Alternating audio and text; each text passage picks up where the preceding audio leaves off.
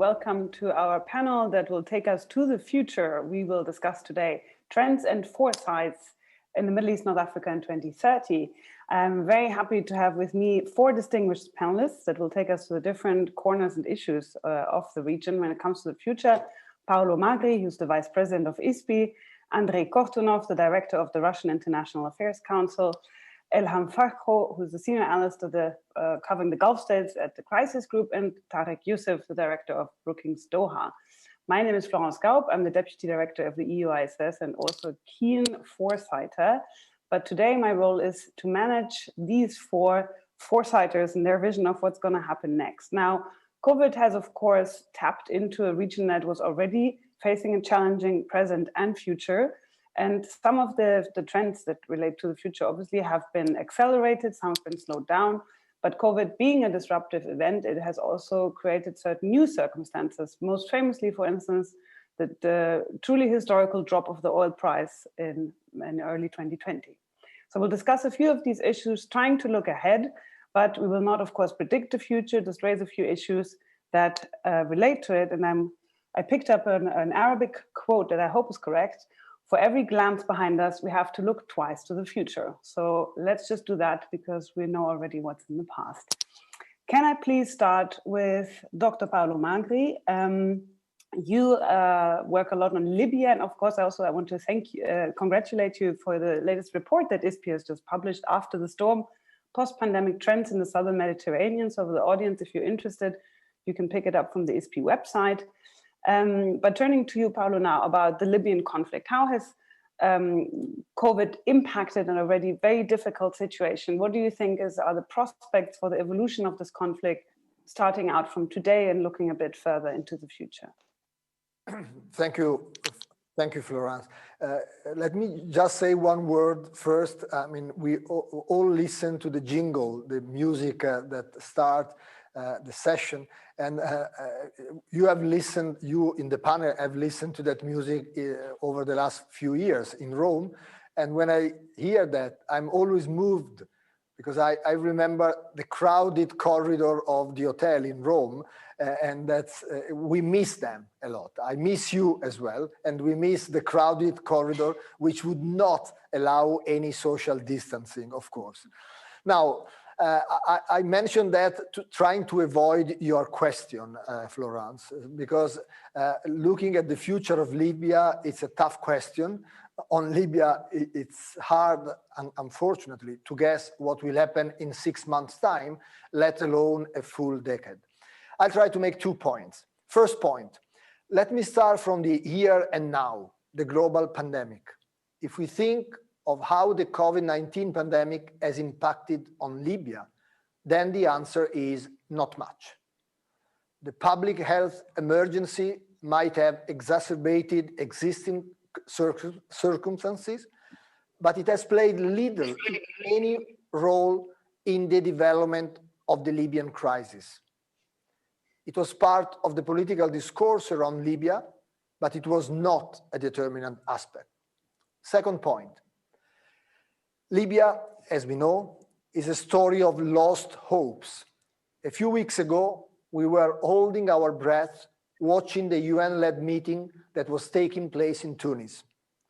It was described as an historical moment, the beginning of a new political phase. The mantra was, there is no solution away from a unified Libya. What happened? No agreement was signed.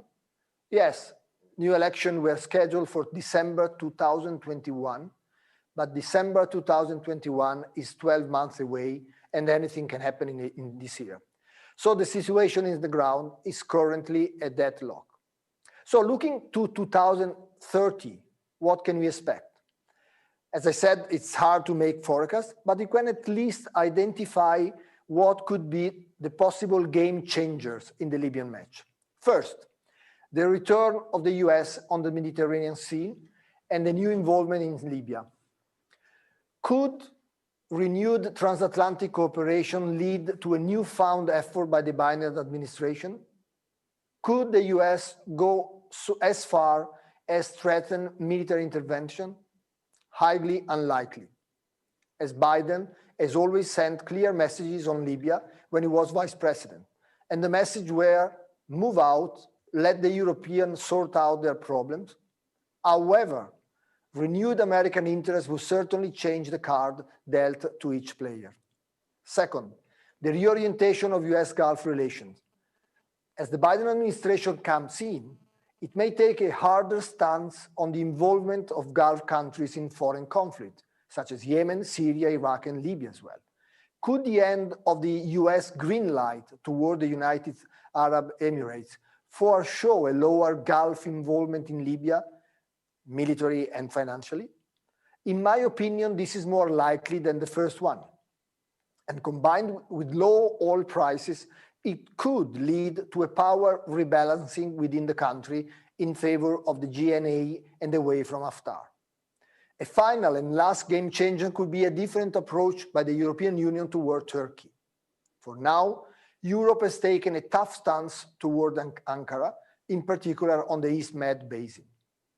But if the EU and Turkey ended up finding a broader agreement on the East Med issue, in particularly on the maritime borders and energy exploration, then, in that case, Turkey's support for the GNA could be seen under a different light. And possibly all or most European countries could come to favor Turkey's involvement if it bolstered the GNA and ultimately stability in the most unstable country. So what? All in all, if forced to make a prediction, as you are forcing me, Florence, game changer could rebalance the situation in the future in favor of Tripoli and GNA in the next few years. But as I said at the beginning, let's see what happens in the next few weeks or months. Thank you. Thank you, Paolo. And also thank you for reminding us that conflicts are in particular hard to project, where their evolution is hard to project because conflict research is actually not as advanced as many people think. We know that on average, civil war, for instance, lasts 10 years, but that average, for instance, in Syria has been already surpassed. And of course, the statistic is not the reality. So thank you for giving us these game changers that we can keep an eye on to perhaps get a better idea of where Libya will go next. You just mentioned the Eastern Med. Let me turn to Andrei Kortunov. So the Eastern Med too is becoming a bit of a hotbed, I'm going to say. How do you think the situation will evolve there with tensions already prevalent? Do you think it's going to detente, or do you think it might get hotter? What is your take on this, Andrei? Well, thank you, Florence, for giving the floor, and thank you for allowing me not to talk about Russia, but to talk about other players, and specifically about the Turkish role in East Mediterranean. I think that, unfortunately, it's likely that things will get worse before they get any better. And definitely, it's not just about Libya. It's about the current balance of powers, or rather the balance of weaknesses in this very important region of the world. And speaking of Turkey, which might be regarded as a troublemaker, as a country which challenges the status quo in the region, I think that definitely it has always been, it is, and it will always be an important part of the region, but a very special play in the region, given its imperial legacy and given its size. It is second only to Egypt in terms of population, and it is definitely the largest economic player in East Mediterranean. So I think that when we're talking about the future, especially long-term future, like 10 years from now, I think definitely the challenge is to bring Turkey to the table without granting Turkey veto power. And that's not easy, given the current state of affairs. I think that definitely it will be quite a challenge for Ankara, but also for states in the region. In my opinion, what we see right now is a kind of signs of imperial overstretch. We see Turkey being involved in too many conflicts, from Nagorno-Karabakh in the north to Libya in the south, and of course Idlib in Syria, and Iraq as well.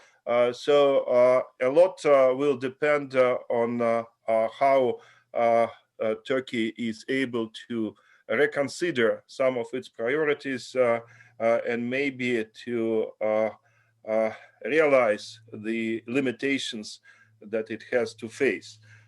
In my opinion, the future of the Turkish engagement in the region depends on two factors. First of all, the domestic development in the country after Erdogan. And I tend to believe that the political pendulum in Turkey will go in the opposite direction. And this neo-Ottoman strategy is likely to lose popularity within the country. We have already seen that Erdogan lost elections in major urban areas in the country. I think that social development in Turkey within the next 10 years will probably move Turkey closer to European nations and will probably weaken some of the traditionalists, some of the imperial-minded parts of the Turkish population. And second, of course, I agree with Paolo, a lot depends on whether the European Union is able to modify its approach to Turkey and to offer Turkey a legitimate role in resolving conflicts in the East Mediterranean, but also beyond East Mediterranean, because definitely Turkey cannot limit its foreign policy priorities to this region only. I tend to be moderately optimistic about the country, and my optimism is rooted in the analysis of the social transformation of the country, but I tend to be rather pessimistic about short-term future. I think that this neo-imperial zeal will be with us for some time, and it will complicate any arrangements between Turkey and other players.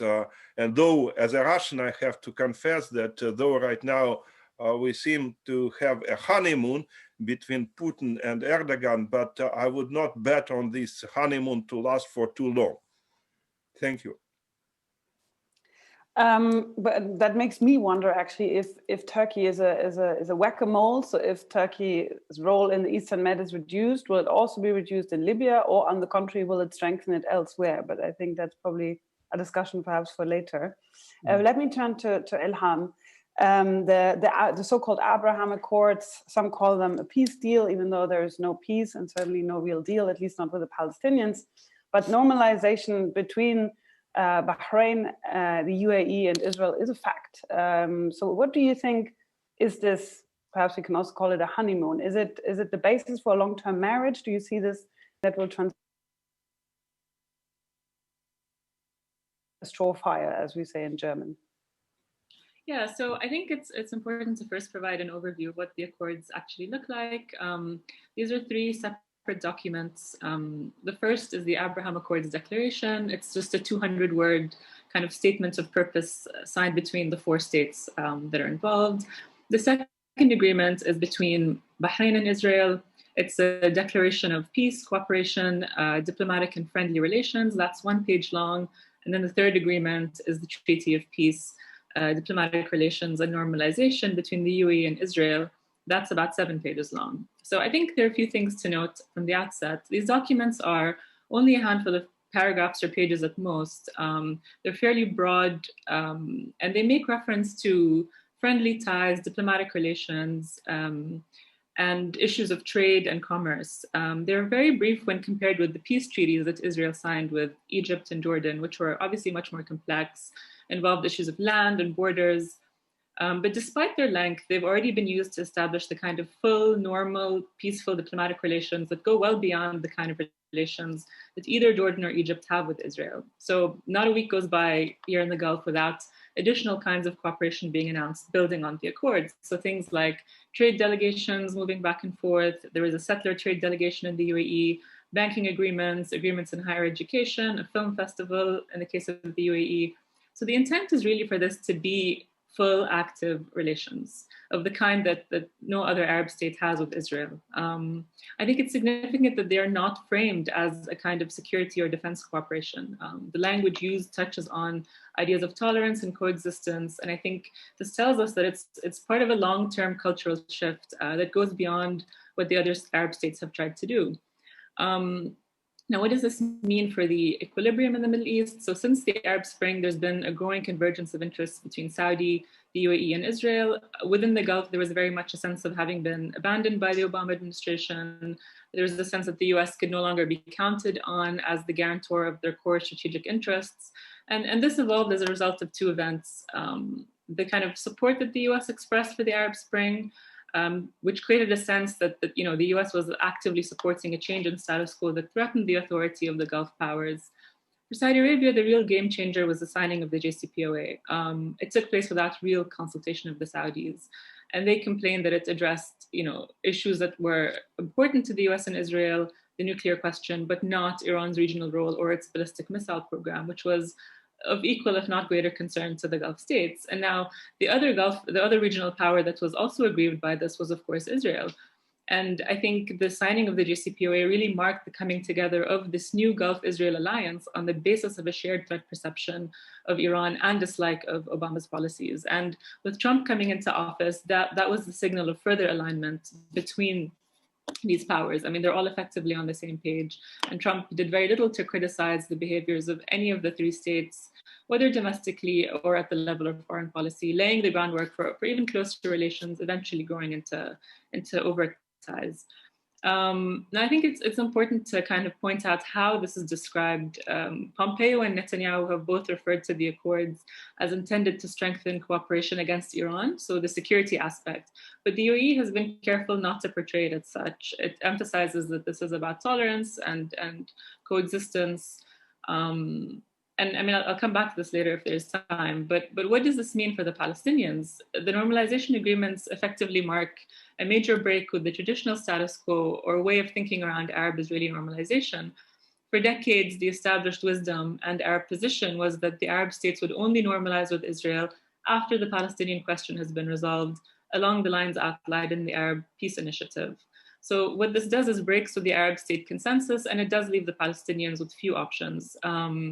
They can try to negotiate a two-state solution, which is increasingly an impossible scenario as a result of the facts on the ground. Returning to armed struggle is the other option, and the third is working towards a one-state solution with equal rights. And I think this has been a significant game changer for the Palestinians, but what would transform it even further and effectively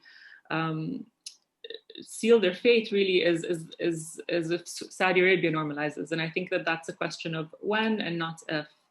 So just going back to how these accords were framed. So the UAE emphasized that this is not a security agreement. It's denied the fact that this has defense elements. And I think this messaging is partly as a result of the UAE's own concerns. Their policy towards Iran is closer to one of de-escalation. So there's a bit of a contradiction there, because while they support maximum pressure on the one hand, they also are actively de-escalating with Iran by doing things like sending COVID aid.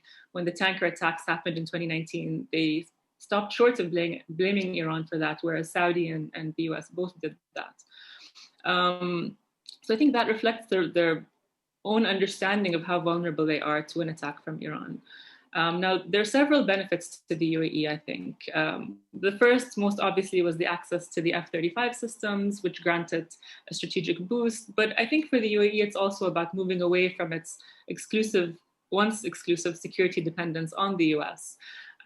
So bearing in mind the concerns that the Gulf states have had about US reliability, the UAE has taken steps to broaden its horizons.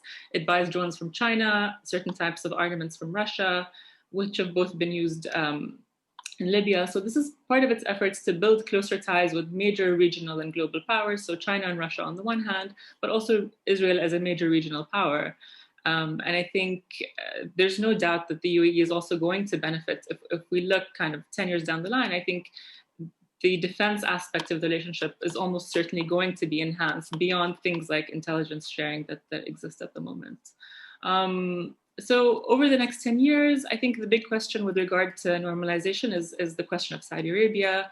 I think to me, it's clear that MBS does want to normalize, and he sees it in being in the Saudi interest to do so, but currently he's constrained for a number of domestic reasons.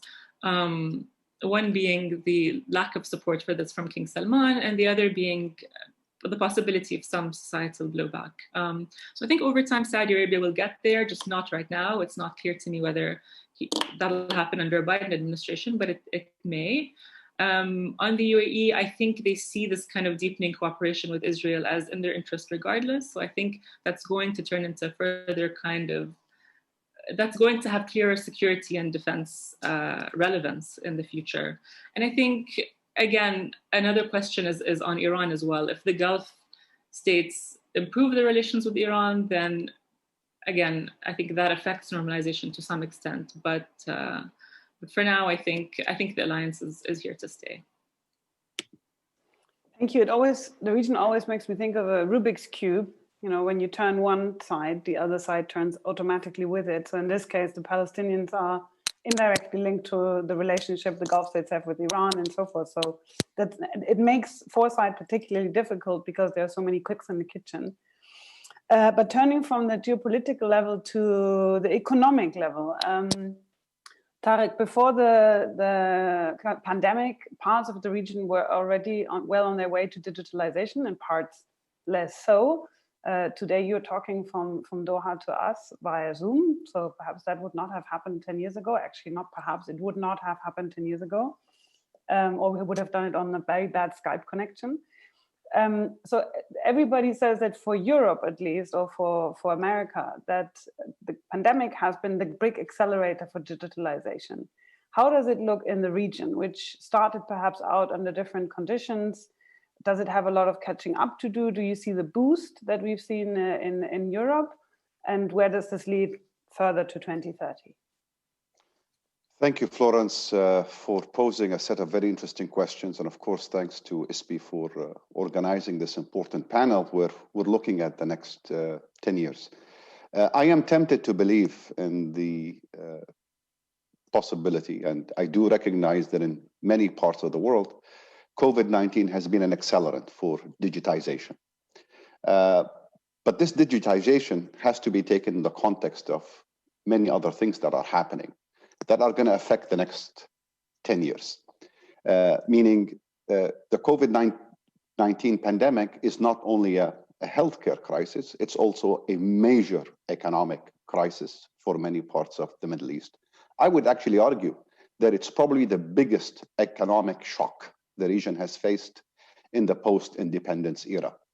It is not just about collapsing oil and gas prices, which have affected already very weak fiscal positions of many countries and given rise to very massive increases in debt. It is not only one that is affecting, exports and imports as we have normally seen in the past. It has unique characteristics that are going into the very structures of economies. Who works, where they work, the poor, the vulnerable, the informal, the small and medium-sized enterprises. I think this recognition of what the pandemic-led economic crisis is about should frame how we think about the next 10 years, including what role digitization can or cannot play in helping to recover and certainly helping to mitigate the impact of the pandemic. We're still in the middle of the crisis. In fact, in many parts of the region, we have seen not just a resurgence, but we've seen major setbacks across a lot of non-oil exporting countries in terms of fatalities and infections, etc. So going back to the question of digitization itself, I think by and large, pre-COVID-19, we saw an emerging divide in the region between, let's say, the rich countries, the countries that made early advances, commitments to digitization, to financial technology, to ICT, and they happen to be mostly countries in the Gulf. So the UAE, Qatar, Bahrain made early investments that have in fact come in very handy as the pandemic hit many of these countries. And so they've managed to roll out a lot of services, move a lot of services online, and they've in fact continued to make investments that will allow them to accelerate the digitization of many services in their economies. That's not the case in many other parts of the Middle East, especially in conflict-affected countries. They were neither ready, they had not made the initial investments, and in fact, what COVID-19 seems to have done is create this digital divide, a divide between people who have access to the technology, white-collar workers, professionals, and people who don't have access to the technology, low income, poor. And in fact, there are many segments of the population where access to technology may not matter for their livelihoods. They work in economic sectors that require the face-to-face engagement. Think of tourism, think of hospitality, think of the informal sectors. So the worry one has as we think about the next 10 years is that this digital divide is going to create further disparities in a region that is already suffering from a lot of disparities between rich and poor, between people who have access to technology, people who don't have access to technology, and also between people who will have access to the vaccine in 2021 and people who will not have access to the vaccine in 2021. As a result, my concern as we think about the unique nature of this crisis, its multiple effects, it's how it interacts with already existing distortions and vulnerabilities in many parts of the region. It is likely to further pull countries apart and distinguish the rich from the poor, the haves versus the have-nots, those with digital access, where you see digital acceleration, and countries that are going to be facing a lot of problems that they had made progress on in the past, needing to address safety nets, needing to contain the impact on poverty, the massive negative damage that has been done across many informal sectors in countries like Jordan, Tunisia, Lebanon, and now Morocco. I think it's this scenario, thinking about the next 10 years, that worries me the most. And I think looking back just at the last couple of recessions in this region and how the region recovered, recoveries tended to be very protracted, tended to be very hesitant, tended to be very incomplete. And this was only in context of oil and gas price declines. Now we're looking at a much more complex economic crisis. It's about the things I've named, but it's also about the impact on very high labor-intense sectors like tourism and hospitality and trade. It's going to affect a lot of small and medium-sized enterprises relative to the big corporations. It's going to also affect, unfortunately, the corporate and the banking sector. We already saw in the last couple of years a lot of strains on banks, a lot of big corporate failures. I think there is a much higher probability now of more of this to come. And worst of all, this all happens in the context of low oil prices moving forward and most countries having very little fiscal space. I worry, Florence, and I'll end here, that the next 10 years might be a period where, in fact, most countries in the region witness setbacks in socioeconomic development, witness setbacks in their standing vis-a-vis other countries, and end up spending the decade trying to reclaim lost ground, trying to rebuild social safety nets, trying to rebuild and contain the impact possibly on poverty. This is not to say that the next 10 years cannot also be and shouldn't be an opportunity to rebuild institutions, to incentivize public sectors, and to reform where necessary. But on balance, I worry that the next 10 years are going to be ones where many countries in the region will lose ground vis-a-vis their recent history in terms of gains and vis-a-vis many other parts of the world. And there are obviously political implications here, implications for stability, for security, for social cohesion, and for relations with the rest of the world. Thank you, Tariq. It's certainly very sobering to listen to you, but I always wonder, is this perhaps also, COVID in some ways is a blessing in disguise? Is this perhaps also a wake-up call for certain leaders in the region that the old model is dead? It was already dead before COVID, the economic model, the political model. the social model in some ways, or not dead, but there need, as you just said, there need to be reforms, there need to be very painful changes made. And I think the Arab Spring, which I think would have been the first wake-up call, was not really heard, at least not in most places. So maybe COVID will be heard, but perhaps in the second round, when I come back to you, you have a few ideas on how this opportunity could be leveraged. But I agree with you, it's certainly not a very optimistic outlook, which brings me actually to a question on migration for Paolo. You touch on this in the report that ISPI published together with the Russian Institute for International, the RIAC. What do you see? So, by the way, on migration, Foresight is particularly bad, or not bad, but I read a statistic that said that 60% of predictions about Foresight are wrong. That's because it's a fundamentally human affair, and humans are particularly difficult to anticipate. Where do you think, or what is the outlook that you have on migration, particularly given the dire landscape that Tarek just painted? Thank you. After what Tarek has just said on the economic consequences in the next few years, economic and social, probably not much should be added on migration in the next 10 years. The answer is already implicit in what he said. But let me try to see briefly what could happen between today and 2030 and try to answer to the question, will we be able to cope? As we show in the ISPI RIAC report published today, the global pandemic has had a number of effects on migration flows. And by the way, studying this unexpected shock is a great way to show how hard it is to predict what could happen over the next decade. However, let me try to put some figures, hoping they are correct in context. The predictions are correct in context.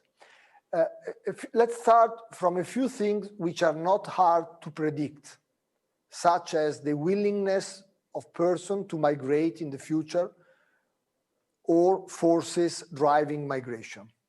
And let me focus on two forces, economic and demographic drivers. On the economic side, every year, almost 3 million non-European citizens enter Europe, mostly to work. And these numbers are driven by one of the simplest facts in the world: how much you can earn if you move to another country compared to the one you are in. Just think about this. Last year, the difference in GDP per capita between the average European country and the average African country was 12 times. And this has actually increased over the past decade. On average, African made 10 times less than European in 2009, and now it's 12, sorry. What then can we say about the next decade? And let's go back to Tarek. Well, that the reason to migrate to another country to look for a better future will continue to be there, or maybe even grow due to the economic impact of the pandemic on low-income countries. And what about demographic drivers?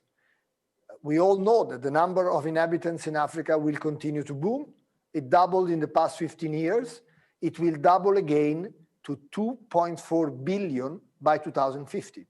And Florence, you know that these numbers are easy to predict, not the migrant. The bottom line is migration is here to stay, whether we like it or not, in our countries and in the country of origin, of course. And many people will continue to cross the Mediterranean, whether regularly by plane or irregularly in a risky way by boat. Is that all? In a way, yes. But let me end by focusing on what the global pandemic is teaching us. The first lesson is quite obvious. The second requires more attention. Let me start with the first lesson, the one which is quite obvious. The closure of borders and the grounding of ships and airplanes as government took containment measures brought regular migration down by a lot. preliminary estimates show that this year, 2020, regular migration to Europe could be down 60%. This means that close to 2 million people that would have probably arrived in the EU in 2020 could not make it. But the second lesson is that across some Mediterranean routes, irregular migration is actually up a lot. The disappearance of regular channels, coupled with the global economic recession, has put a lot of pressure on people living in countries that already before the pandemic had high level of unemployment and low wages. Tariq mentioned Tunisia, Morocco, and then mentioned Lebanon. This is why irregular migration to Italy has tripled this year, and it's up 30% in Spain. As I said before, the bottom line is that we can expect that migration across the Mediterranean will be there in the future. Since drivers to migrate will continue to be there, it is up to us, government and citizen, to find and offer solutions to manage this challenge together in a better way, rather than be overwhelmed by self-generated crisis.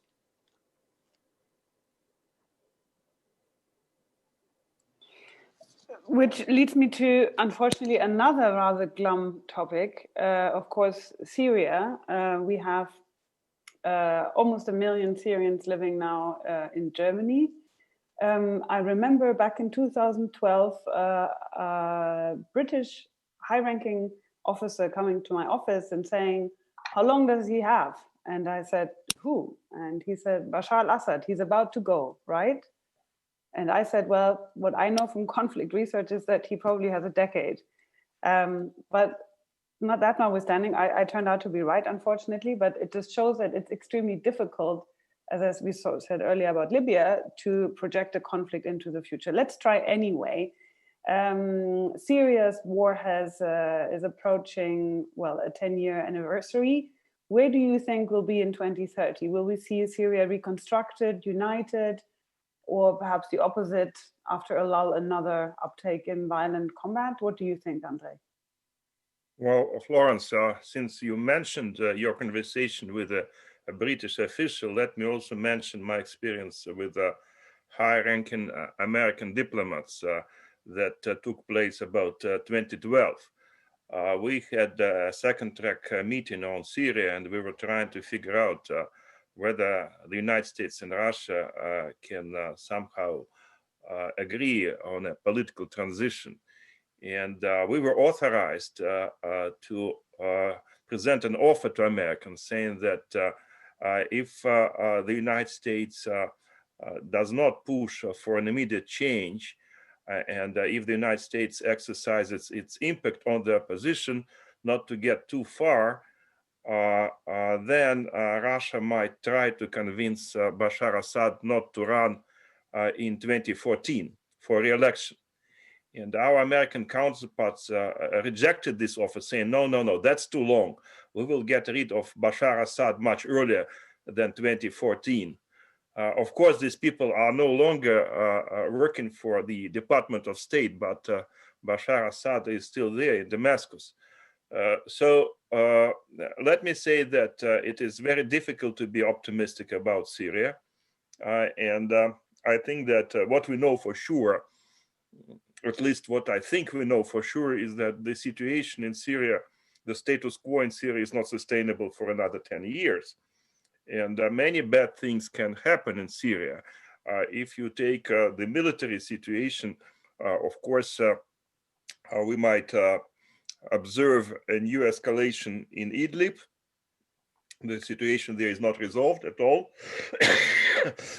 We can see more tensions and more hostilities in the northeast of the country. And definitely with the Biden administration, it's not likely that the United States will get out of Syria in the immediate future. We can see potential implosion of the Amman agreement on southwest of Syria. We can probably observe a more radical, more aggressive posture of Iran, with the domestic changes that are taking place in Tehran these days. So there are many things that can get wrong and that might lead to another cycle of military hostilities. On top of that, we can see many things that can lead to a further deterioration of the economic situation in Syria. For example, we all watched how the Lebanese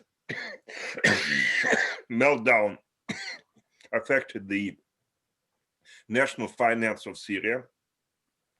We now watch how the Caesar legislation in the United States affects the economic situation there and drives potential investments from the Gulf away from Syria. The economic situation continues to deteriorate. Iran is no longer in a position to assist Syria economically. And of course, the capacities of Russia to replace Iran are also quite limited. So economic situation is not likely to get any better.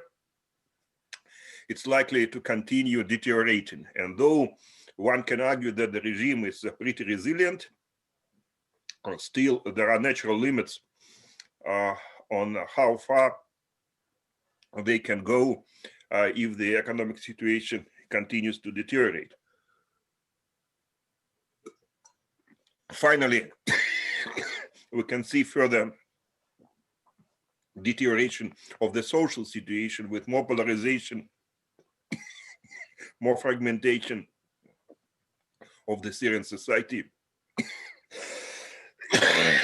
with the regime getting much more brutal than it is right now. So in short, I think that the choice that Syria faces is a choice between soft landing and hard landing. And unfortunately, there are many indicators that the regime in Damascus is moving towards a hard landing, which might become irreversible. Now, on the positive note, I understand that there are a few reasons there are a few foundations for this particular projection, but I think that next year, the year of 2021, might be, under certain circumstances, a turning point in the Syrian conflict and in the domestic political and social evolution of the Syrian regime. After presidential elections of 2021, one could hope that the regime in Damascus might become somewhat more politically mature and might gradually turn to more inclusive and more representative policies.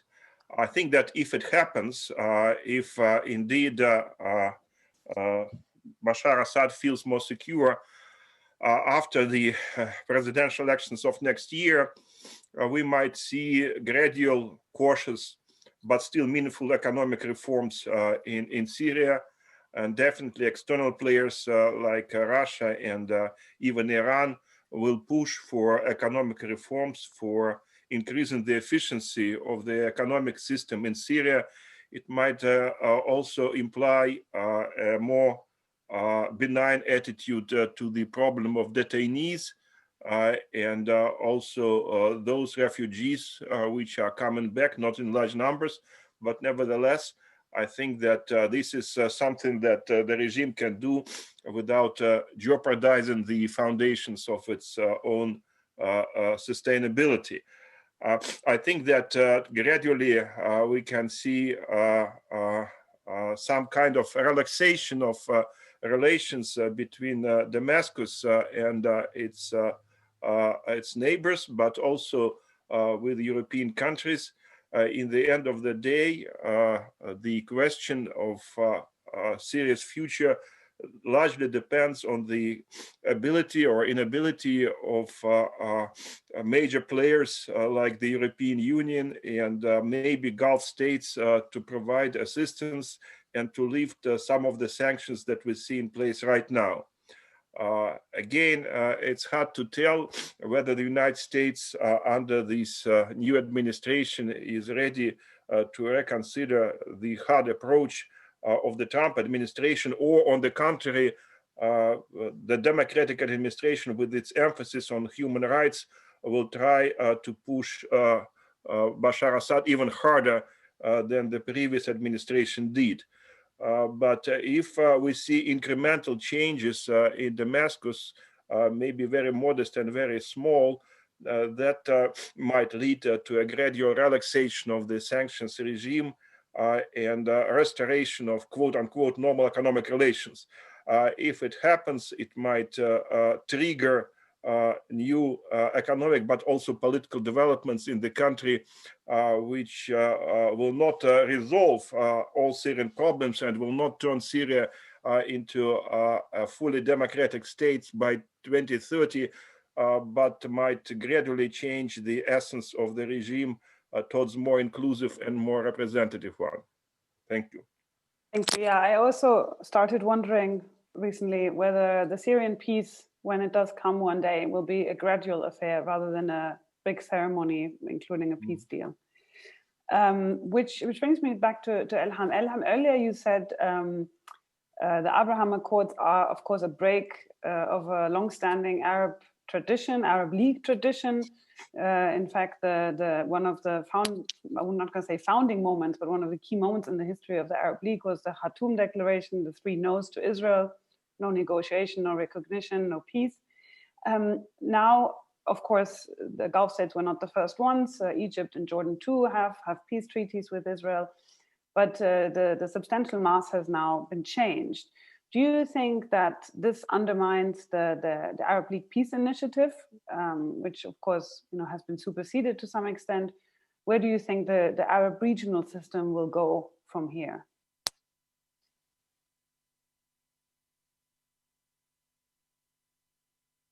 Yes, now. So prior to these announcements, the consensus was outlined most recently in the Arab Peace Initiative led by Saudi Arabia, which basically outlined the requirements for the 22 members of the Arab League to achieve normalization and normal ties with Israel. And those were establishment of a Palestinian state with East Jerusalem as its capital. And I mean, what this does now, I mean, it does effectively undermine that initiative. And I think the real question is going to be whether Saudi Arabia changes its position, because so far that's still formally there. But I think the question will be if Saudi Arabia abandons the Arab Peace Initiative entirely, in which case you're left with very little. Yeah. So it's all in Riyadh. We all have to wait what changes there. Tariq, earlier when we spoke, we said this might also be an opening for perhaps some painful reforms. I mean, a lot of the traditional sectors of the region have been hit. Tourism, just to name one of them. How do you think they will handle this? These sectors, the decision makers in these sectors, how will they handle this pandemic? Will they perhaps reform into something better? Will they be able to mitigate these effects? Is there something perhaps that we could help to prepare a better future? Florence, you're setting up the kind of questions that will elicit an answer which unfortunately will not be more positive than I had suggested earlier.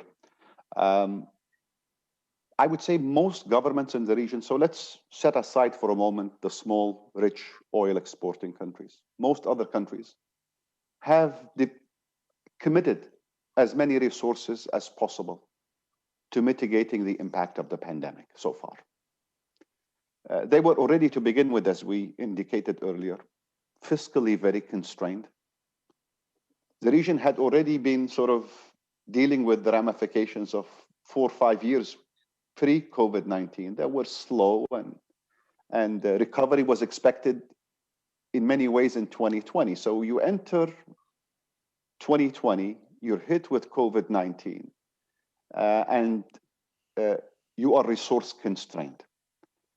On paper, based on what we've seen, most countries in the region have committed themselves to essentially the same battery of policy responses that others around the world have done.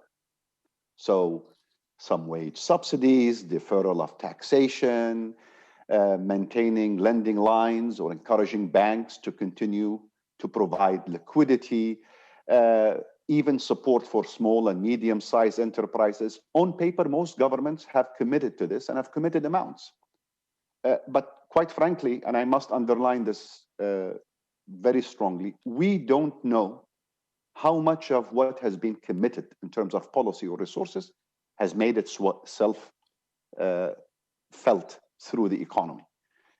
What happened to the implementation here? Who has really benefited? Who seems to be recovering, or at least is feeling the impact of this mitigating measures? Who hasn't? On the other hand, we have a couple of socioeconomic assessments that have been done by, for example, the UNDP in 3 countries that I'm aware of, Tunisia, Jordan, and Lebanon, which raise alarm bells about the immediate economic impact inflicted already on many of the sectors we've mentioned. You know, the tourism, the hospitality, the trade, the construction, retail, spikes in unemployment, higher default rates for small and medium-sized enterprises. And this was before the second surge of the coronavirus pandemic. And so now, as we are entering stage 2, and where countries are fighting very hard to try to avoid massive lockdowns, it's not clear to me that we will be getting more than what we've seen already committed, nor will there be the resources available for them to throw more money at this. This is an opportunity, precisely coming back to your question, to think smartly and to think in a very new way about what you do over the next few years, given that the lingering impact of this crisis, the pandemic/economic crisis, are going to be with us for a few more years to come, maybe for a whole decade. One of the lessons, it seems to me, that has emerged so far, and a reminder for all countries in the region, a reminder to all observers, the importance of having effective, efficient, and capable public sectors. Public sectors governments have rediscovered their legitimacy and relevance in the middle of COVID-19. They were forgotten, they were ignored, they had suffered, I would say, degradation in capabilities and know-how and skills. COVID-19 required that they step up, and they step up quickly, and they step up very innovatively. Yes, in the first phase, it was up to the police and the army because they were the first responders. So that played to the strengths of many countries in the region. But over time, we saw a more robust institutional response coming from central governments. Coordination of policy, integration across departments, things that, quite frankly, for many, many years were ignored. If you can build on this over the next few years and make public sector reform, public sector management, public sector efficiency, because you need it anyway, you don't have the resources to throw at problems. I think this could be one positive outcome, Florence, moving forward. If you can build on that digitization that you had mentioned earlier, the drive for digitization, mainstreaming it, democratizing it, making it available, and if countries could work with one another. You know, one thing that has been missing in the last few years, and it pains me to say this, but it became glaringly clear in the middle of COVID-19 across the Arab world, there's no spirit of solidarity. No one is helping anyone else. Everyone is left to fend for themselves. If we can do more solidarity in terms of, and show more cooperation, mutually beneficial economic investments in the digitization world, I think we can make a lot of progress. I think looking at taxation and how you diversify your revenue base, again, it's all public sector institutional reforms that can be an important driver, in my humble opinion, for maybe addressing the downside of COVID-19, jumping on the opportunity, and pursuing 10 years where you try to contain the damage and try to sort of deal with the structural issues that will create more poverty, more informality, push more people out of work, make more women not participate in the labor force. And I'm afraid the growth and the income generating cost will be quite high.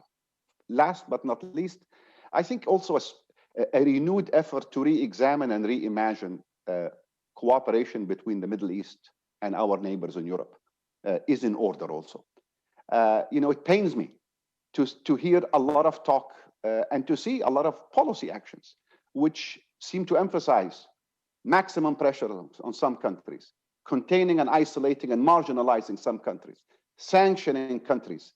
This region is already in geopolitical disarray and fragmentation, and there is more of this. If you take what Ilham said earlier, that is going to be happening. Is there a possibility, maybe with the opportunity of a new administration in the US, partners like countries, and I will name countries here, I'm happy to name countries. I think countries like Germany and Italy can play a leading role in helping to rebalance, reorient, and create the type of energies and cooperation between both sides of the Mediterranean, Europe and the Middle East, that will be good for economic prosperity, good for security, good for migration, and good for many other things. Thank you, Florence. Thank you, Tariq. We have 4 minutes left, and I would like to seize those to invite you to a daring thought experiment. Which black swan event, you can each one of you name one event over the next 10 years that would make you feel more hopeful about the future. What would that event be? I don't know who would like to go first. Black swan don't make you more hopeful usually, but let me mention two. So one which could go wrong and one could increase hope. A war with Iran or by Iran. Iran challenge a new government next June, hardliner, deep economic crisis, nothing to lose in starting some external adventure. And the hope, the white swan, Saudi Arabia joins the peace agreement with Israel, and the new government in Israel, happy for this, recognize the two-state solution, and we go into some kind of new pattern. Thank you, Paolo. It feels good just to hear these things, even if hope seems a bit dim at the moment. Elham, do you want to? Yeah, sure. I'll jump in at the risk of these sounding like hot takes. So the first scenario is when the UAE first entered into the Accords. Its initial promises was that it had gotten Israel to commit not to go ahead with annexation. So the possible scenario there is that it does use its new relationship to push ahead with a solution for the Palestinians and annexation, the de facto annexation, and forge ahead with a two-state solution somehow and build consensus around what needs to be done there. The second very positive scenario is if Biden does go back to the JCPOA, and at the same time, there's a second track involving the two Gulf states, leading to a resolution to the conflict in Yemen, consensus around issues in Iraq and Iran's role more broadly, consensus on ballistic missiles, and then you have this miraculous Gulf-Iran rapprochement, which leads to again a better regional situation, and maybe not so much the need for Israel to bridge, or Saudi to bridge ties with Israel. Those are two possible scenarios which seem very, very optimistic. Yeah. Thank you. As I said, it feels nice to just hear those. Andre, what's your black swan? Well, let me also give you two. Go ahead. The bad one is an implosion of a major country in the region. Egypt failing to meet the challenge of economic and social development, and the problem will be definitely further complicated by the demographic change in the country and the climate change and many other developments. And second, potential failed revolution in Saudi Arabia. This is either or. In terms of the positive scenario, I would offer what I would call a gender revolution in the region, something that would lead to empowering women, and that would be a game changer for major economic and social developments in the region. I think very positive. Thank you. Last but not least, Tariq. I just want to add my voice to all the, the hopeful and the not so hopeful black swans that all my colleagues have suggested. I would maybe the only black swan I would add, and it will be one, and the implications and the impact of it could both be positive and negative. Maybe negative in the immediate term, but more positive over time. I think we could see a return of protests in the region over the next few years.